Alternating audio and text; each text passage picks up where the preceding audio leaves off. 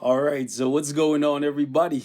Welcome back to the channel, man. It's your boy, and we back in this thing. So, update 6.4 just dropped, and I know a lot of you guys have questions, right? Because one of the things that you guys were looking forward to was this spacesuit or this Avenger God uniform for Doctor Strange. And when the patch notes dropped, we saw that he was getting a nerf. He was losing the chain hit damage, and that greatly impacted his DPS, right? I tested him out, and he dropped quite a bit because of the chain hit, because you can like rapidly cancel his skills now.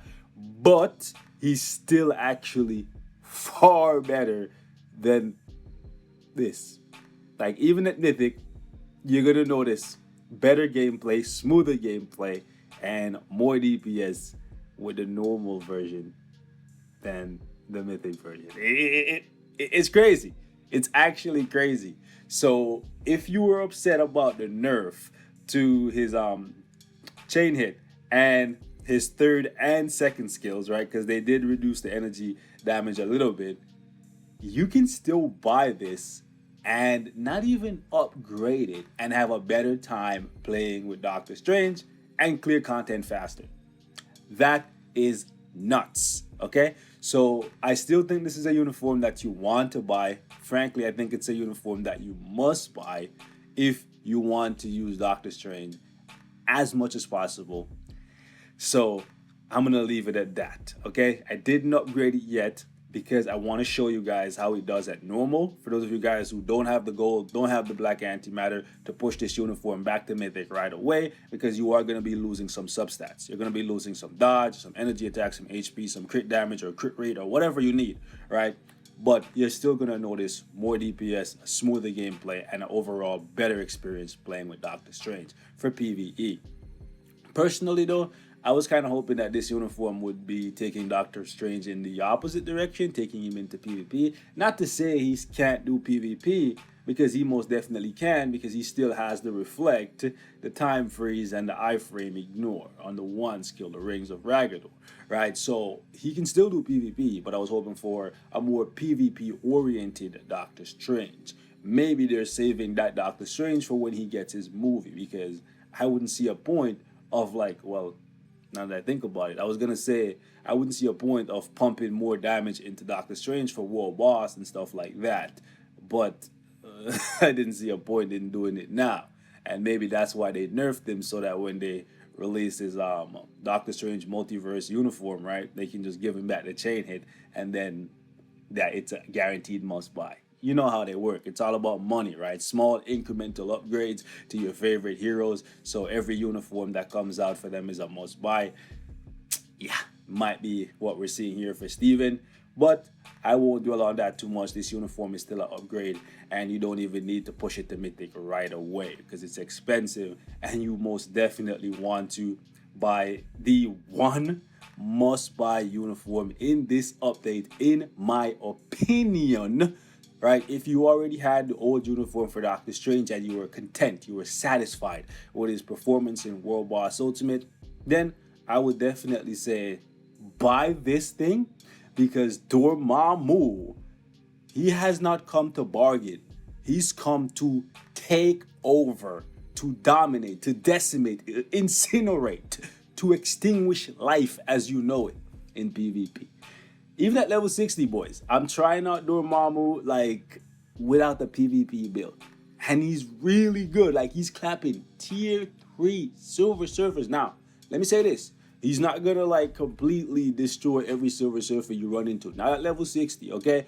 For one, his defense and HP and attack and all that stuff is half of what they're gonna be once you get into tier 3 and upgrade this uniform. So he can be one-shotted, but because of the fact that they now have put penetration, which, yes, I'm so happy I complained about that. I'm not sure if they saw my video or they came to their senses or whatever, but the dark dimension beam, it splashes people, bro. Like, yes, okay, 50% chance to penetrate everything except iframes, right? So that's really, really good, and this can actually clap people like G Gray, even though it's a fire skill. Actually, it's not a fire skill. Nani? Oh, snap.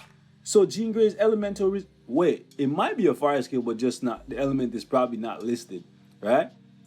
Yeah, it might be a fire skill like how Voodoo has poison on his skills, but his aren't listed. Maybe that's what's going on here. But either way, Dormammu is really, really good now. So if you can stand looking at this goofy Ghostbuster, aka retro Dormammu uniform, you should buy it, right? And you should upgrade it, and you should get him to tier 3 and all that good stuff, because he's gonna be a PvP weapon of destruction. So yes, yes, yes, no bargains for you. This is not a bargain sale. You just give me your soul, and yeah, RIP to you. Dormammu is actually nuts, boys. And for World Boss, he's really good, okay? Really, really good. So kind of like, I guess, a more PvP Doctor Strange, right? Whereas you could probably get away with giving Dormammu a PvP build and still do like really, really well in World Boss. You would probably do better in PvP with Dormammu than you would with Strange, just because of the revive, the constant healing, the debuff removal, the reflect. By the way, they did tweak his reflect again. In the beta, the APK, whatever, it was 40%. Then on the patch notes, they said it was 16. Now it's 50. I don't know why they're doing this, because I don't feel like they test anything. I feel like they just throw stuff out there in the universe and see what sticks, right? Half the time, I don't think they actually do any legitimate testing. So this is very strange to me to see that they did that. So that's Dormammu. Definitely a good uniform if you guys want to buy it. I leave that up to you. I still think this uniform, some of you guys really like it. You like the retro old school Ghostbuster vibe. Cool, but I think this one looks bossed up. You feel me? Right, so yeah, I would have preferred, and I'm still gonna pump for that until the day this game dies, right? I want to be able to use a character in whatever like visuals I like and get the stats of whatever uniform like I have equipped. Why is that not possible in Future Fight? This just looks way better, man. So anyways, overall, Dormammu, really, really good. Okay, so more content will be coming on him, and a lot thereof. Okay, hopefully I don't get shafted with 4% drip every day until, you know what I'm saying? Every day until Ghost Rider, because by the way, we made it, boys. We made it. We freaking made it. They did not. Fingers crossed. We still have to wait a week or so or more, right? They still didn't do anything about this flickering for the flames. Like you can clearly see the transition between images or whatever. So anyways, we made it. We made it. We made it. They didn't do anything to the boy. Right, he still has multiple skills that give him invincibility. He still has iframe ignore. He still has 100% chance to penetrate. The only bad thing about the skill is the cooldown time. So it might be pretty wonky. Like you'll one-shot somebody like Dormammu if they hide in the iframe or whatever, and then after that they just come out and they clap your Ghost Rider. But it still will be hella fun to just one-shot people with that nasty 250% attack buff to super villains, right? So yes, we made it, fellas. We made it. We made it. Hold on. Hold on. Nani? Actually, I am sad.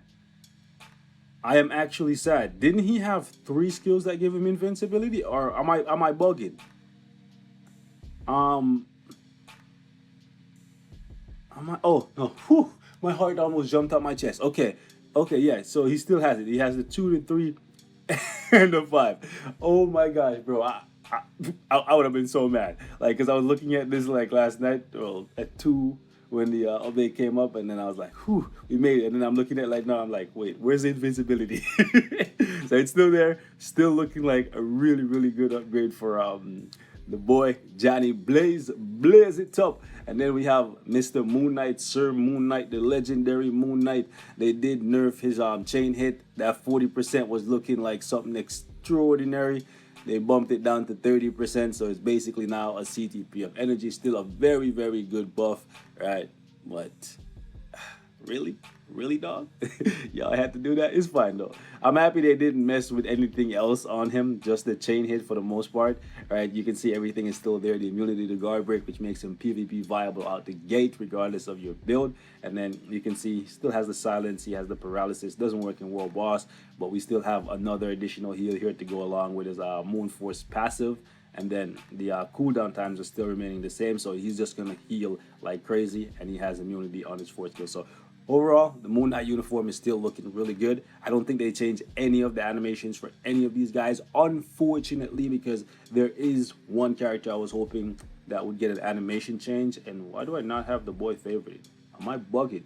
Let me go ahead and do that. Yes, I have my tier 2. I use the tier 2 selector on him.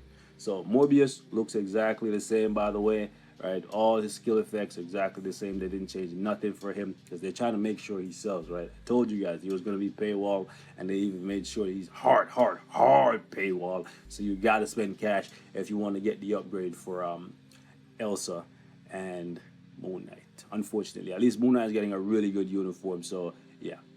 Speaking of Blade, they took 10% chain hit away from Moon Knight, and they give 5% of that to Blade. The other 5% is lost in the abyss. That's literally all they did for him that I can see here. I still don't think I'm satisfied with this. They realistically need to do something about this, because his 4-star passive, he's gonna be one of those characters in the game that don't have a 4-star passive. That's so dumb, because you only get to use his 4-star passive when you're using his leadership. You're never gonna use his leadership. What's wrong with these people, man? So there's that. Like, I still think he's gonna be fun to play. I'm still thinking of like maxing him out, but I probably won't go above and beyond like I was initially going to. So you guys, if you like Blade, just temper your expectations. Don't expect him to be like super godly, right? We'll see if his damage is even good, because we couldn't test it on the APK. Unfortunately, his defense stats are still really low, and they didn't even add the iframe on the 2 skill like I was hoping for, the web bombardment. So that's basically just a Shadowland skill, unfortunately. If you're wondering how I already have these characters at tier 2, I use a mega tier 2 and a 6-star rank up ticket on this guy right out the gate. And then there was the tier 2 selector from last month that allows you to use it on any free-to-play character. I used it on Scarlet Spider, so there's that.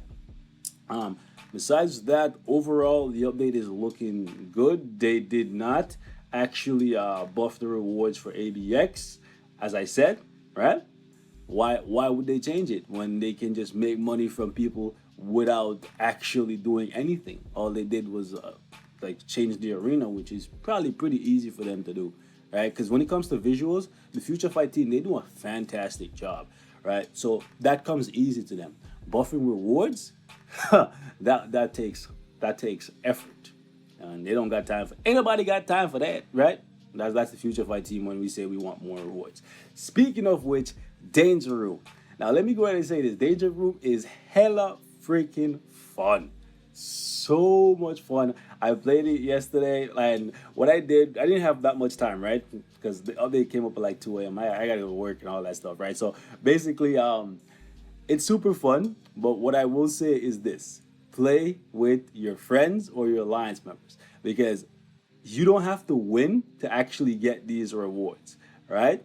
You just have to play. Well, the daily victory reward is common sense. You have to win for that, but like these rewards over here, which are premium bios, right? You can get anywhere from 4 to like 10 of any of these bios in this chest. People have been telling me they get 10 Abomination. They unlocked him like in one day, right? 10 Professor X, 10 Negasonic. They, like, that's crazy, bro. Considering how hard it was to get these bios before, this is a major upgrade. Like I did 4 fights yesterday. Yeah, you can see my win record there. I did 4 fights yesterday with just random people because I didn't have time, and it was like deep in the AM, so my alliance members were busy or whatever. And one of the fights, the one that I lost, someone just came in, and I don't know if you guys have that happen to you. Like somebody just comes in and they just basically stands around and do nothing and just let their characters die. I think that's gonna be one of the downsides of I guess Extreme Danger Room, where it's a participation reward right here. That's the best, so people don't actually have to put in any effort. They don't have to worry about winning or losing, which I think that's a good thing, right? But because of the fact that you don't have to win or lose, well, it doesn't matter if you win or lose, people are going to come in and they're just going to half-ass it. And if you care about winning all your games, you might want to stick with playing with people who actually care about winning. I just went in because I wanted to see, for one, how hard it would be to match with randos, right? And it only took me anywhere from 3 to 11 seconds to find a match when I was just the only one searching. Now, I'm not sure if that's because this is new, so everybody's excited to try it out now, and that's gonna die down. But if you remember before, when you were searching for a match on normal, it would take anywhere from like 20 seconds, that is, to like 3, 4, 5 minutes sometimes.